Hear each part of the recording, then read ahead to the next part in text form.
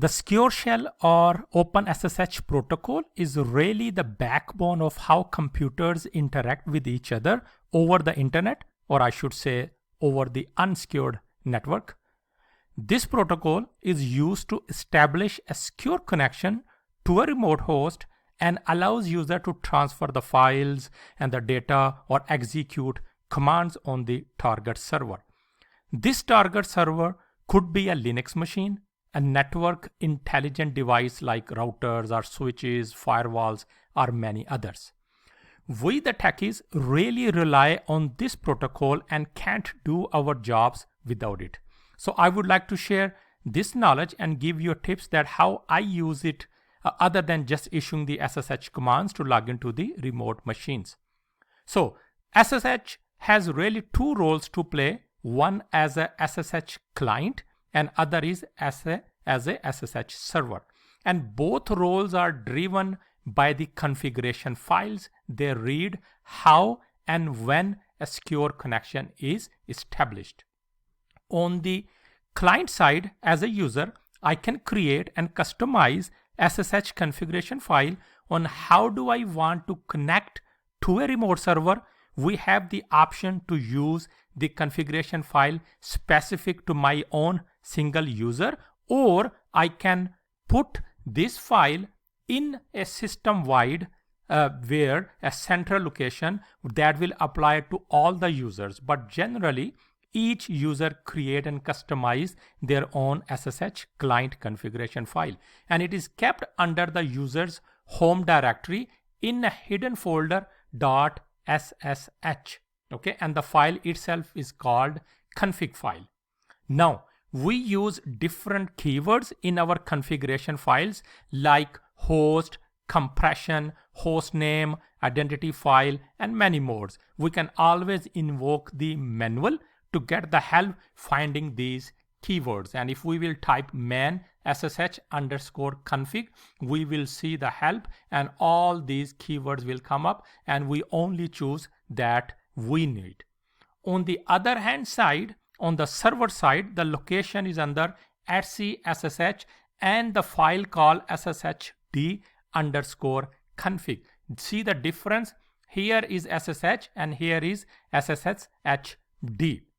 The D at the end of SSH indicates that this configuration file is for the SSH server. As a matter of fact, almost every server process on a Linux machine runs as a daemon process, D for a daemon process, and has a D at the end in their name. Now, think about it and give me some examples of any process, any daemon process that run on a Linux machine ends with a D. Yep, that's right. MySQLD, MongoD, HTTPD, SSHD, SplunkD, NTPD, DockerD, cronD, or you name it, many.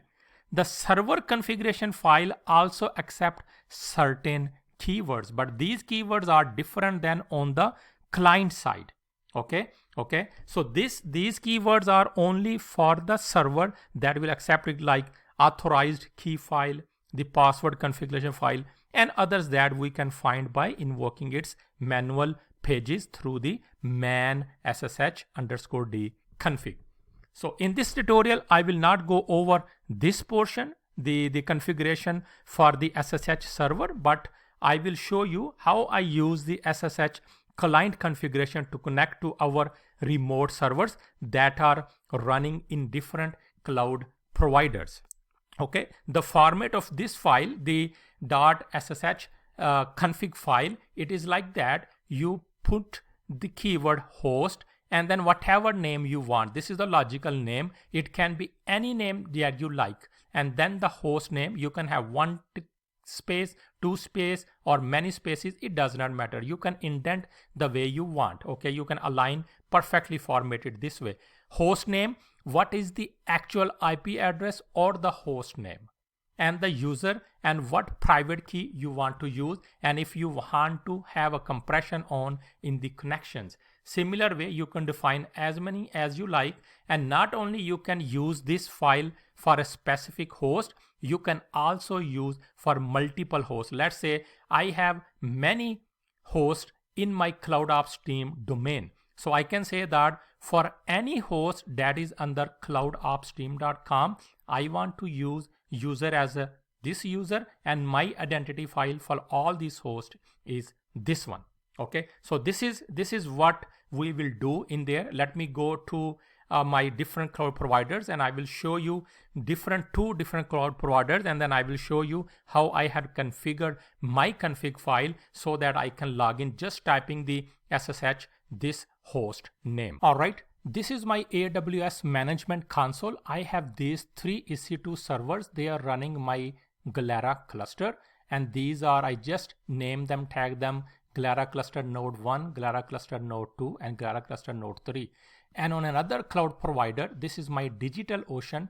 This is where my web server is running, and that has this public IP address. Okay, so in order for me, normally what we do is, this is my local terminal. In order to connect any of the remote machine, I would use something like SSH, and then I will provide -i, the private key, and then the username, and then the remote host, right?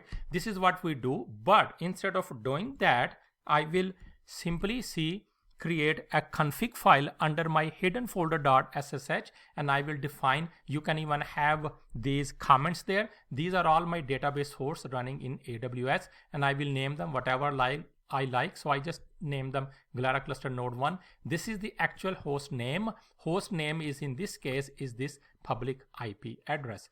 And these database hosts are connected through a user called EC2 user. And that EC2 user is using the private key Galera cluster.pm, and I do want to have compression on. Similar way, for my other web server, I have a different IP address, and for this host, my user is root, not the EC2-user. And for that, the private key is COT-DO. This is Cloud Upstream-DigitalOcean. Okay, and for all my other servers, anything that I have hosted somewhere else, for all their host that ends with the cloudupstream.com domain, my username is this, and identity key is this one. So instead of typing that, I can simply say, go to my web server, and I am right there in this web server now, right there. Okay, and if I go back and I say, go me Galera cluster node 2, I am connected to node 2. You got the idea. So this is how I use this config file for my SSH client configuration. That makes me a lot easier for me, especially when you have multiple cloud providers and your hosts are different places. Your database host or web servers are different places. This is how you use that. So I really wanted to share this tip with you, and I hope that this small demo gave you a little bit information about how to use the SSH client configuration file, and you will use these tips, I hope, in your daily routine as well. So for another tip and more, I will see you next time.